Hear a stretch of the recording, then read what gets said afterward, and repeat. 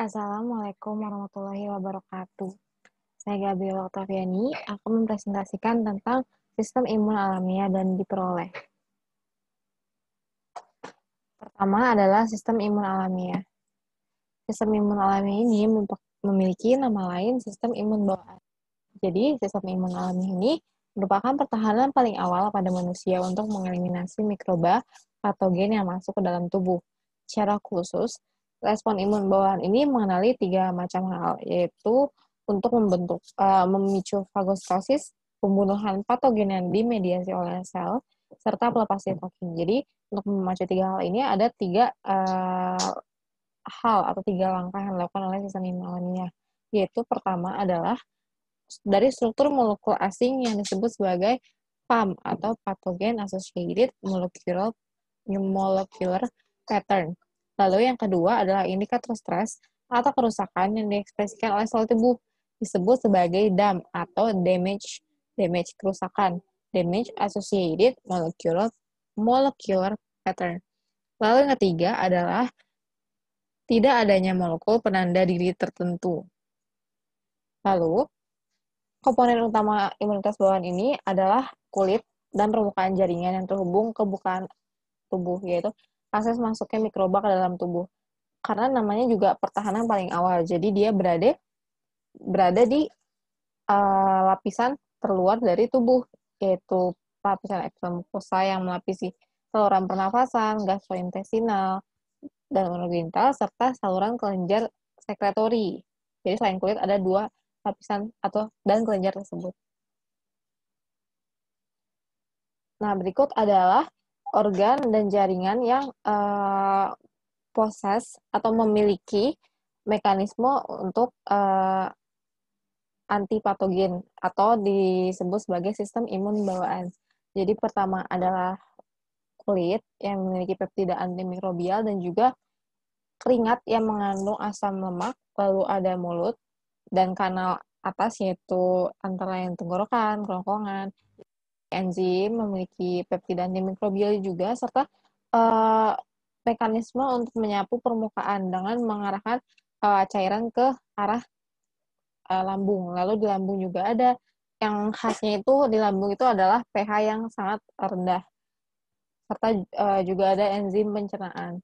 Di usus halus dan juga usus besar juga ada enzim pencernaan, dan juga di usus besar khususnya itu ada flora normal intestinal. Jadi organisme hidup yang ada di dalam sana untuk membunuh patogen yang masuk. Selain itu ada juga di pernapasan dan juga paru-paru, itu ada silia yang mempunyai mukus. Lalu ada di saluran urogenital, yaitu utamanya di siram, flushing dengan urin, lalu ada agregasi dari mucinnya saluran urinari, ada juga pH yang rendah. Lalu untuk yang terakhir adalah dari kelenjar, yaitu kelenjar saliva, kelenjar air mata atau lakrimal, dan juga kelenjar mamai, yaitu dengan menyiram atau mendorong patogen dengan sekresi yang dikeluarkan kelenjar tersebut, dan juga seperti organ-organ lain dan jaringan yang lain juga mengandung peptida antimikrobial. Di antara protein antimikroba yang diproduksi oleh kulit dan epitel lain pada manusia, beberapa di antaranya adalah enzim dan protein pengikat yang membunuh atau menghambat pertumbuhan sel, bakteri, dan jamur. Contoh dari enzim adalah yaitu lisozim, yaitu yang ditemukan di air liur, air mata, dan cairan saluran pernapasan, yang membelah dan menghancurkan komponen peptidoglikan dinding sel bakteri.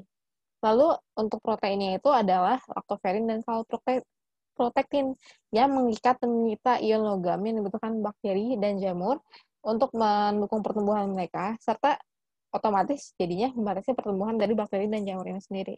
Seperti itu. Lalu, kelas utama lain dari komponen antimikroba yang disekresikan oleh kulit dan lapisan epitel lainnya terdiri dari peptida antimikroba, yang seperti tadi sudah dipaparkan dalam tabel organ dan jaringan tadi, yang umumnya kurang lebih terdiri dari 100 macam asam amino. Nah, jenis utama dari Asam amino ini sendiri itu adalah defensin dan juga katelikidin. Dan tambahan lainnya yaitu untuk epitel saluran pernafasan mengeluarkan berbagai lemak pelumas dan protein yang disebut sebagai surfaktan. Nah, berikut adalah protein dan peptida antimikrobial dihasilkan oleh tubuh khususnya di permukaan epitel. Yaitu di sini bisa dilihat ada lisozim, ada lactoferrin, ada sekretori inhibitor sekretori leukosit protease, ada protein S100, ada defensin, alfa dan beta, ada katelikidin atau LL37, lalu ada surfaktan protein. Untuk katelikidin ini sendiri di mamalia ini memiliki beberapa macam katelikidin. Sementara untuk manusia sendiri hanya mempunyai satu, yaitu LL37. Nah, dari protein dan peptida ini tersebar di seluruh tubuh, di lokasi yang berbeda-beda tentunya. Ada yang di kulit, ada yang di membran mukosa, ada juga yang di kelenjar sekretori, seperti sekretori di sekresi di saluran respirasi, ataupun di saluran pencernaan, ataupun di tempat yang lain.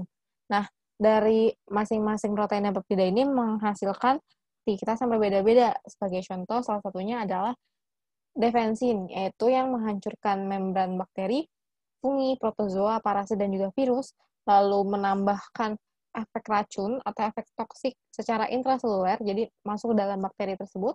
Lalu ada juga mekanisme untuk membunuh sel dan juga menonaktifkan virus.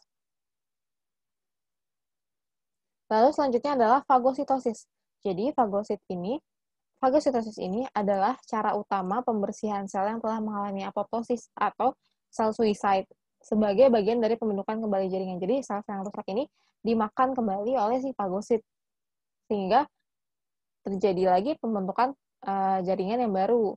Jadi pembentukan jaringan baru juga adanya pergantian sel normal dan juga sel tumor. Jadi tumornya ini mengalami apoptosis lalu dimakan oleh si fagositosis atau yang terinfeksi patogen oleh respon imun bawaan atau adaptif.